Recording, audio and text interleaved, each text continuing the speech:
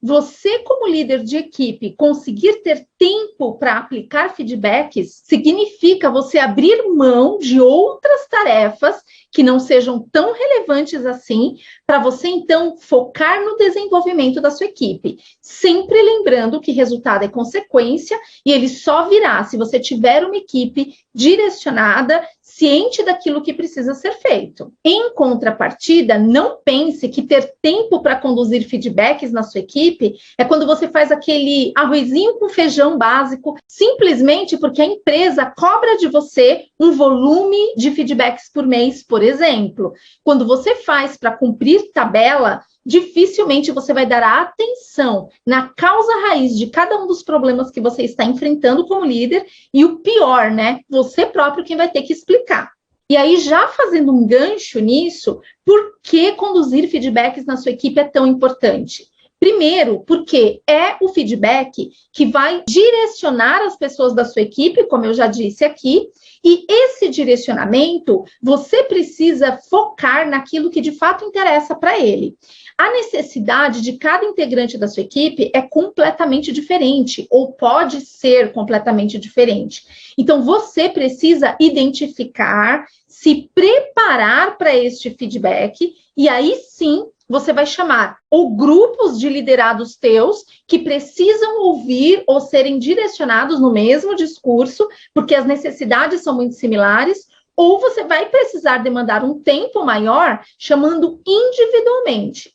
Mas não chame simplesmente para uma conversa. Quando você conduz um feedback sem fundamento, sem mostrar muito do que você está falando ali para o seu liderado, primeiro, que vai dificultar o entendimento dele. Segundo, que você não vai estruturado para esse feedback. E isso deixa você muito frágil. O seu feedback não tem efetividade. É por isso que muitas vezes você deve se deparar, assim como eu já me deparei diversas vezes ao longo da minha jornada, principalmente quando iniciei essa minha trajetória como líder de equipe, numa situação onde eu pensava, cara, eu já falei, eu já expliquei, eu já direcionei, por que essas pessoas não seguem o que eu estou falando?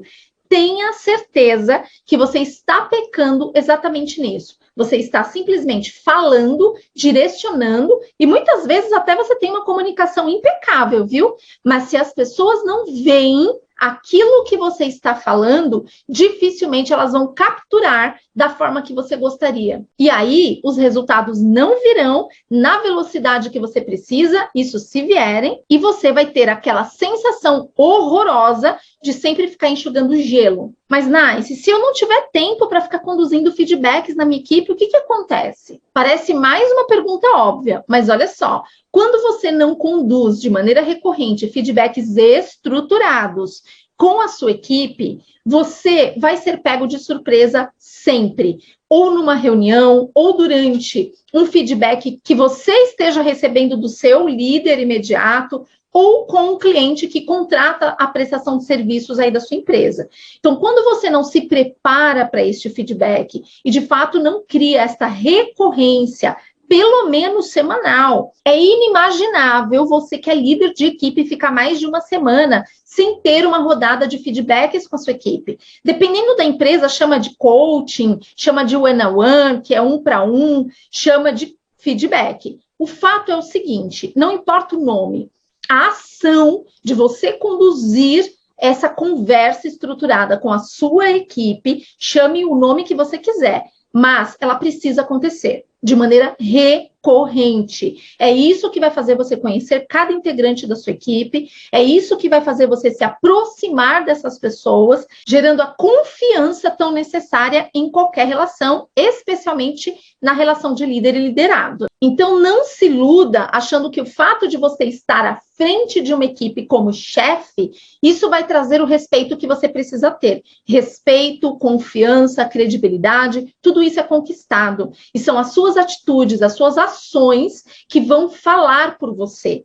Cada vez mais, como líder de equipe, você precisa acreditar no que as pessoas fazem muito mais do que o que elas dizem. Então, são as atitudes e a retroalimentação desse feedback no dia a dia, resultando naquilo que de fato interessa, que é a alta performance da sua equipe, e isso pode acontecer de maneira gradativa. Porém, você não pode aceitar um resultado estagnado, por exemplo. Quando você conduz feedbacks de maneira recorrente, você precisa estabelecer ali compromissos que façam com que os seus resultados melhorem gradativamente, semana após semana. E com isso, você tenha um mês melhor do que o outro, sucessivamente. Então, quando você aplica a recorrência de feedbacks semanais, já é desafiador você conseguir um resultado de maneira muito consistente. Imagine se você não aplica.